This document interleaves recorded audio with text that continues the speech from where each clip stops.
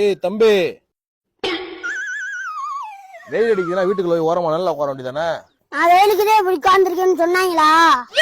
அப்புறம் ஏன்டா மொட்டை வெயில இப்படி உட்காந்துருக்க? எங்க ஊர்ல ஏதோ ஓட்டுக்கு காசு தரேன்னு சொல்லிக்கிட்டு இருந்தாங்க. அதே ஓட்டோட ஓரமா உட்கார்ந்துருக்கேன். உன் வயசுக்கெல்லாம் ஓட்டுக்கு காசு தர மாட்டாங்களே.